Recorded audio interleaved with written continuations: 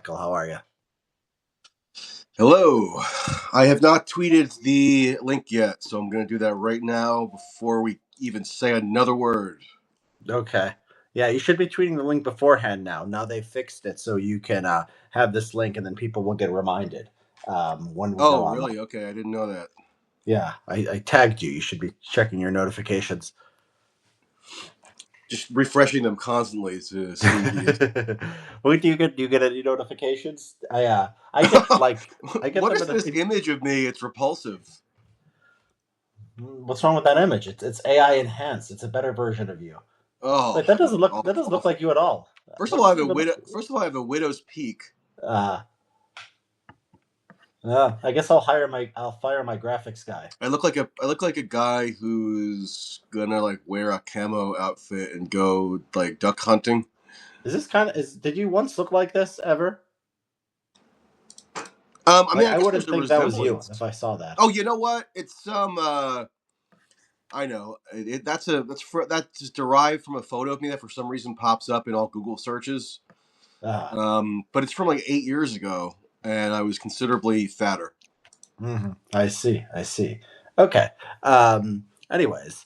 I was Yeah. just thinking this is total. This is not really relevant to what we were planning on discussing, but people are posting failed college admission personal statements. Have you been seeing this?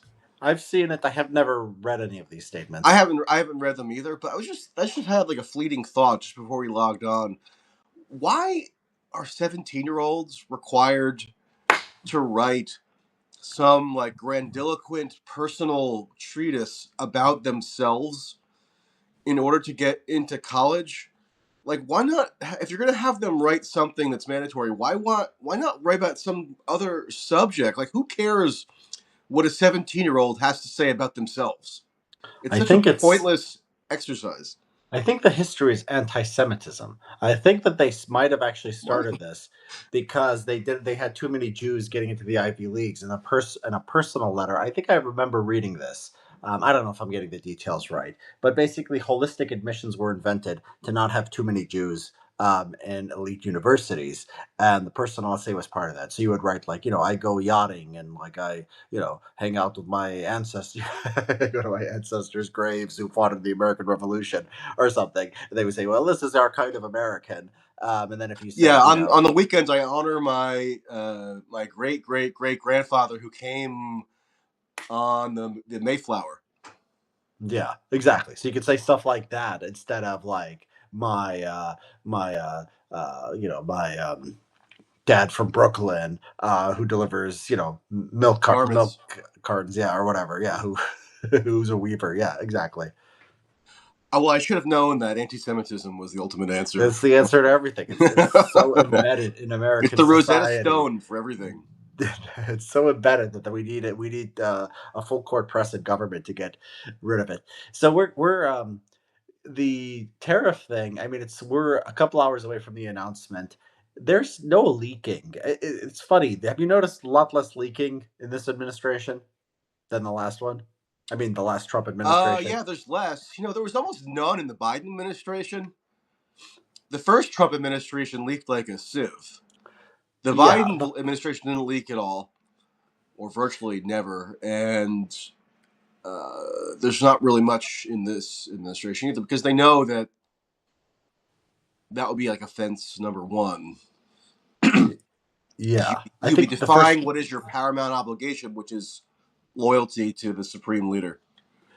Yeah, they've been selecting for that. I remember. Yeah, the I mean, first if you term. discount the whole signal leak, which is in a way was a leak, however inadvertent. The first term was really ridiculous because it would be like we talked to like 40 decision makers and like this thing, and it was like every single person was just talking to the New York Times, and this was not the norm. I mean, I think it was like an abnormally high amount of leaking because there was abnormally high number of people who didn't agree with what Trump was doing and thought Trump was crazy. And you just look at like the list of people who just hated Trump afterwards. It's incredible. I mean, they really hated the man, and we have much less of that this time. I think like I get the feeling from like Hegseth and like JD Vance, like these are the kind of people who don't let even like like pure, like in their minds, in their hearts, like at night when they're like alone in bed, like they do not allow themselves to think negative thoughts about Trump. Like I just think that's how kind of psychologically conditioned are that they are. That's the kind of person that's been selected for over the That's last some 10 years. heavy psychologizing. Um, I don't know. You got to think that JD Vance. I mean, who knows? But part of me has to think that has some interior monologue going on, especially just in light of his whole journey around Trump, which obviously began very negatively. Like, what did he do? Just like get a lobotomy to remove that part of his brain? I think he's oriented towards power. He became He friends with Donald became a Trump Jr. pundit he, Uh-huh. on the basis of his critique of Trump, essentially. That's how he Yeah. gained a national profile in conjunction with his book, which I always thought was incredibly overrated. But that was used as a springboard for him to show why Trump was leading the white working class astray. Yes, it was a very kind. And it was not only hostile to Trump; it was hostile towards kind of populist, tendencies among the white working class. Yeah, and who because they blame systemic factors for why Yeah, they have a poor like quality of life. China and and Obama, and he was, very. It was very personal. And then he becomes, without any explanation really of like why his worldview changed, he becomes friends with Donald Trump Jr. I mean, that's like, I don't know, that you, to be friends with Donald Trump Jr., you have to be a believer. I don't know if any person who had an internal monologue could be friends with Donald Trump Jr., Well, especially an the internal internal monologue. monologue was, gee, I would like to get elected to the Senate in Ohio. In order to do that, I have to win the Republican primary. In order to Mm, do that, I should no, it's not probably that. jockey for the endorsement of Trump. In order to do that, I should make friends with Donald Trump Jr. Like there's an internal It's monologue going on there that guides the no, whole it's thinking. there is a like no, that's not the monologue. That is like the hidden part that he can't even see himself. That is the part he can't even reach.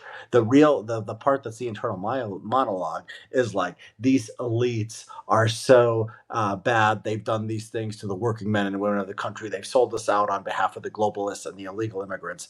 He tells himself what he needs to believe in order to become the kind of guy he needs to be to become a senator and then eventually vice president. But anyways, we don't have to talk about JD Vance's internal monologue. But what about, I mean, just one more point on this. We discussed this last week, but in that Signal chat, he at least ostensibly was registering an objection about a Trump policy that had evidently already been decided on.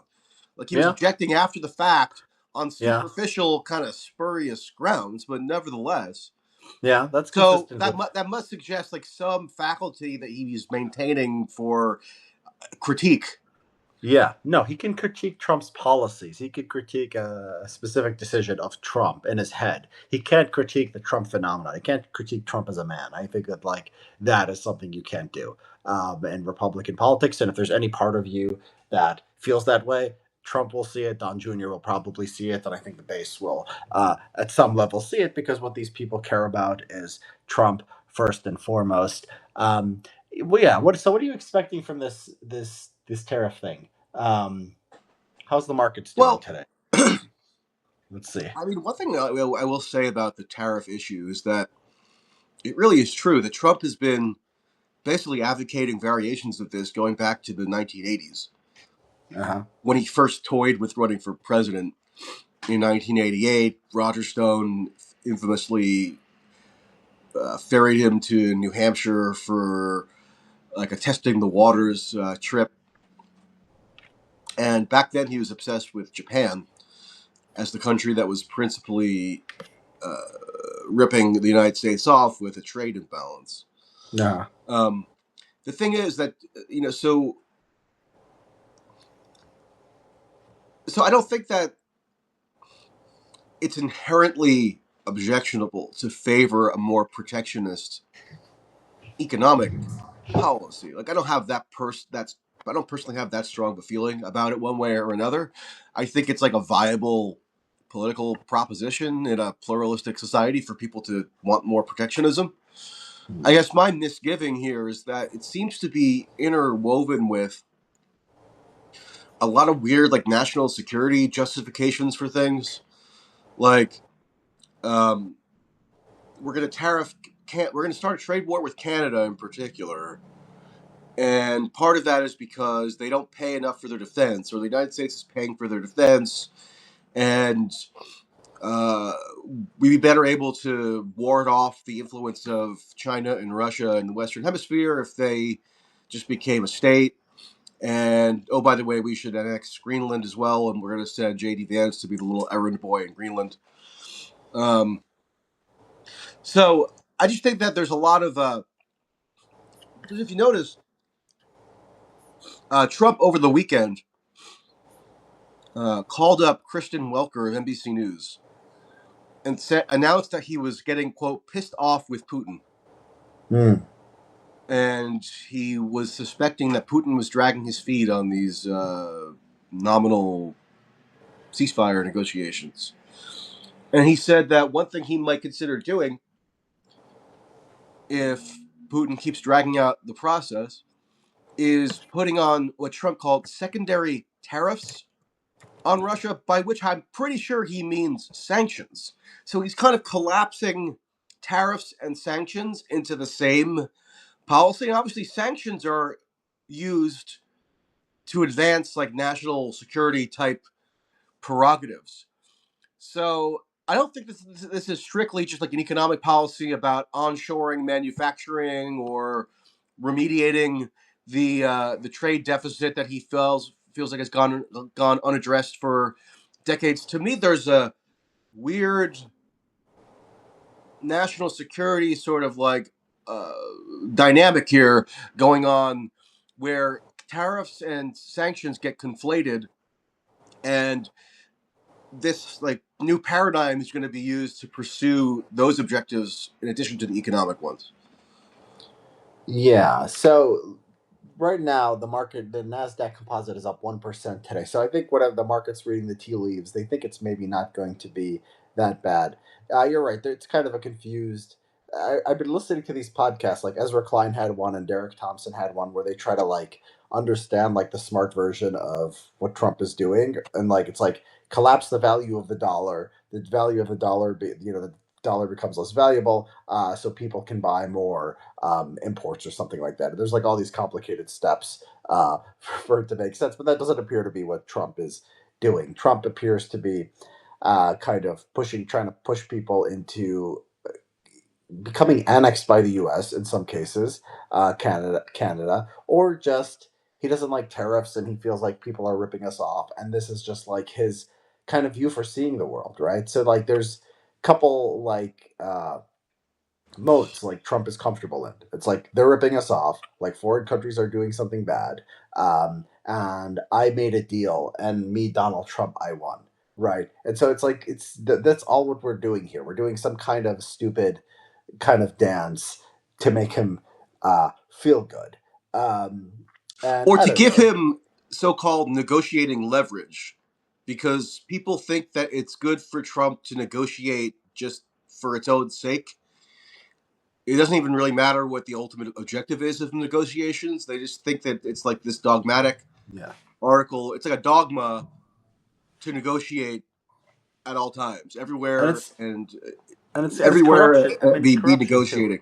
He likes the idea of people coming to Trump and saying they want exemptions from the tariffs, and he likes the idea of people announcing that there's going to be a factory here or there, and he gets to claim political credit for it. So tariffs is really like a thing that he can do on his own, and then he can continuously,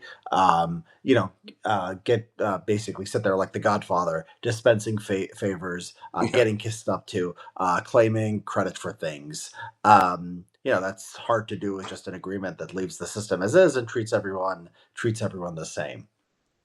And so we'll see. We'll see what they're going to be like. I've heard 20% across the board, and I've heard reciprocal tariffs. They say they have the plan, but they're not going to tell us what it is apparently until the press conference.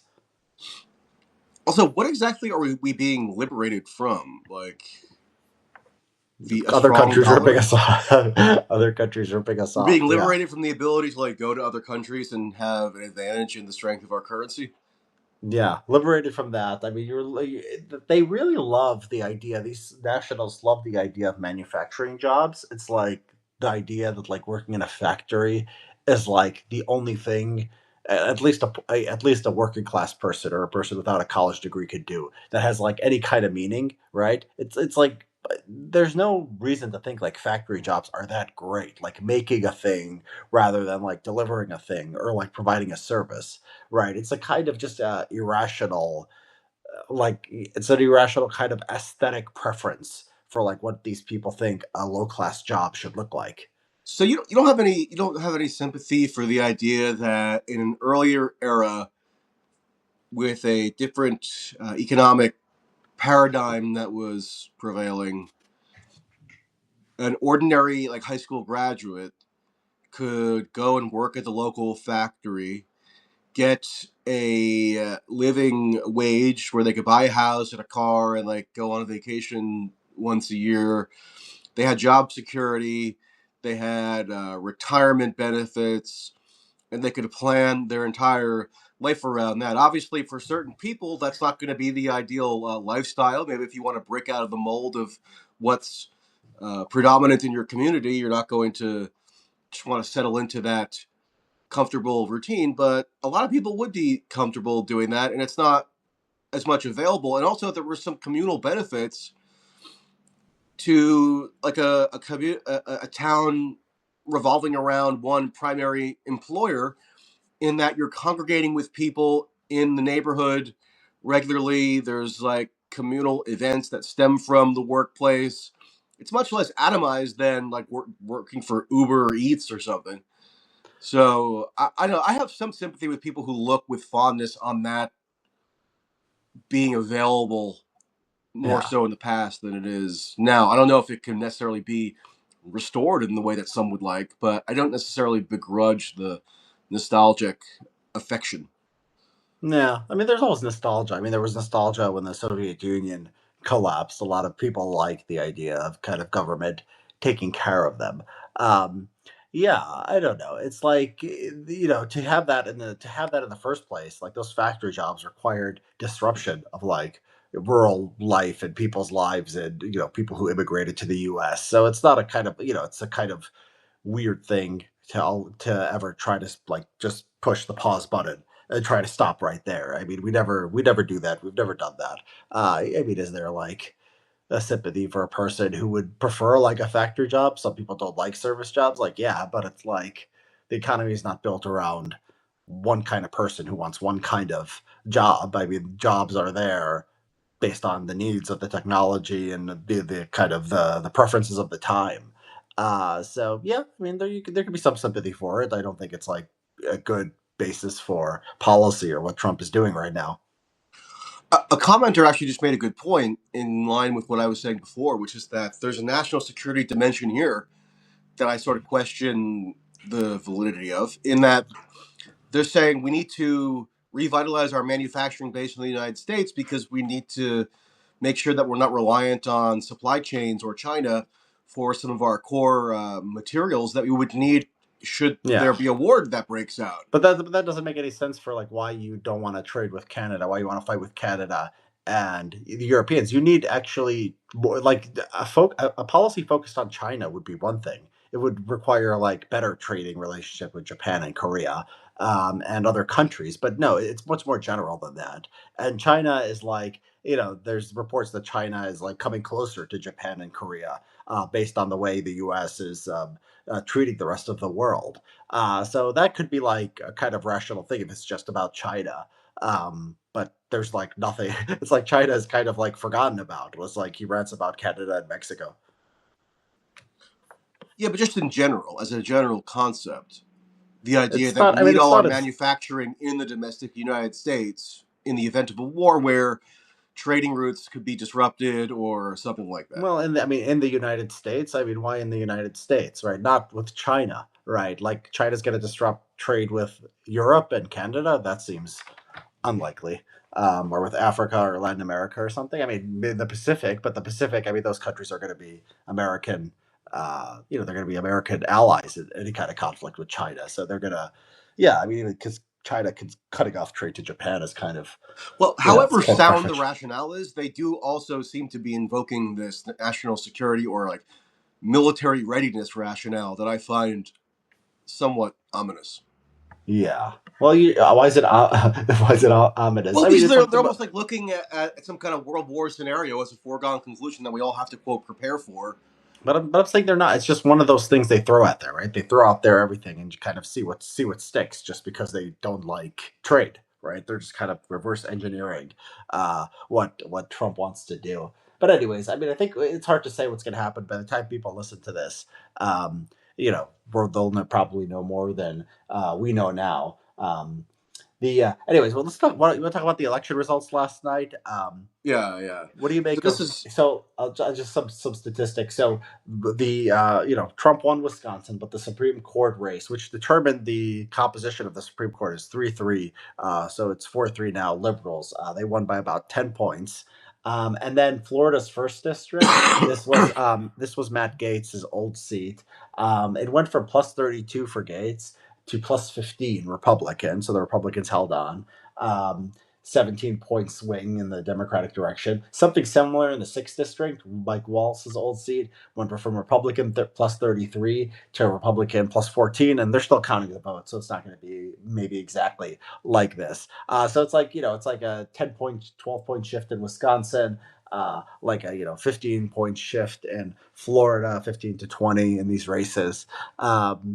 Yeah, what do we make of this? which is a If big anything, Democratic shift, which is basically what you would expect. Democrats significantly overperform in special elections now, and they do a cycle after a cycle after a cycle. Like Democrats are almost better off not even publicizing that a yeah. special election is happening, because it seems like the effect of that is to inform disengaged Trump inclined voters who wouldn't otherwise be paying attention that that the election is going on, whereas the highly engaged, like news reading demographic, which are heavily leaning Democrat, they're already aware that it exists, which is why Elon thinks he has to swoop in and dump 25 million for a state judicial race in Wisconsin.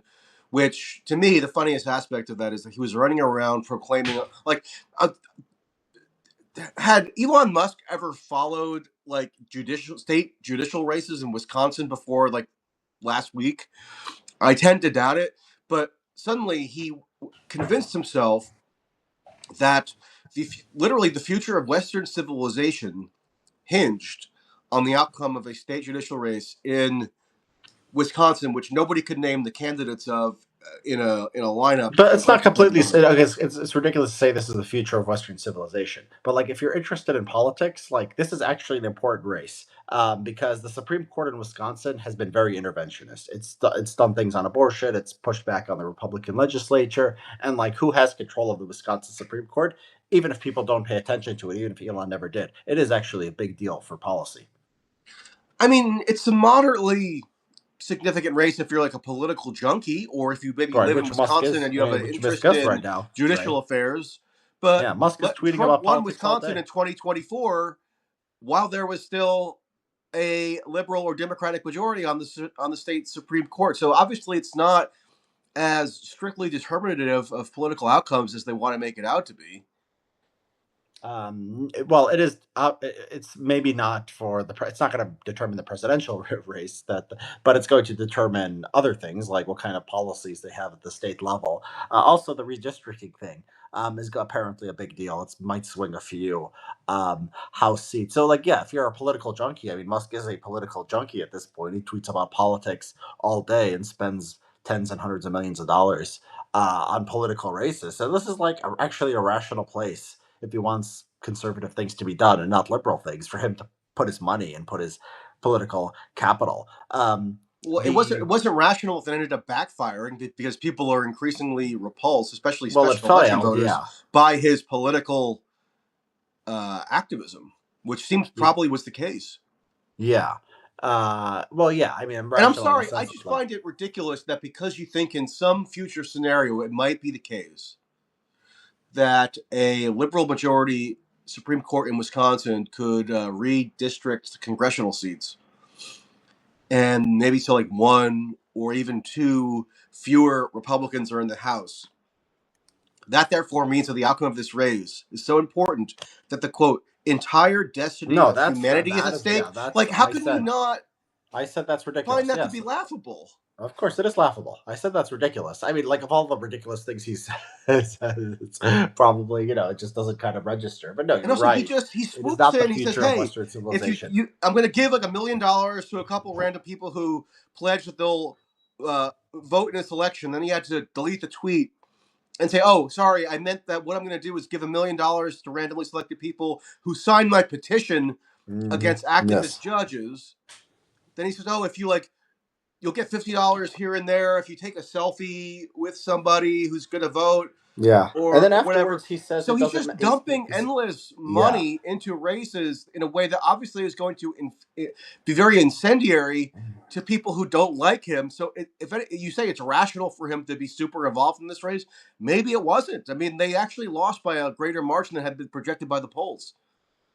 Um, yeah, I mean, I was saying it was rational, not that he did necessarily smart thing, but it was rational for him to care about the Wisconsin Senate race, and maybe that means not being involved at all. We don't. I mean, like, look, it's actually the switch in Wisconsin, the shift in Wisconsin was less than this switch in Florida. So, like, you don't know that Musk made things worse. Musk could have made things better. It's only about like a 12-point shift in Wisconsin compared to like a 17, 18-point shift in Florida. So by increasing the salience But of those are the individual districts in Florida so versus what? It's statewide about race. it's about the direction of the shift. It's about the direction of the shift compared to Yeah, what but it's the not like a what neat the one-to-one comparison.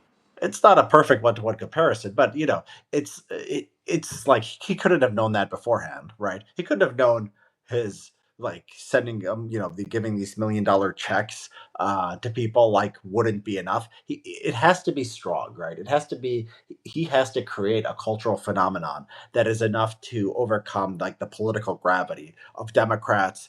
First of all, being the thermostatic public opinion thing, where the public goes in the opposite direction of the administration and Congress, but also Democrats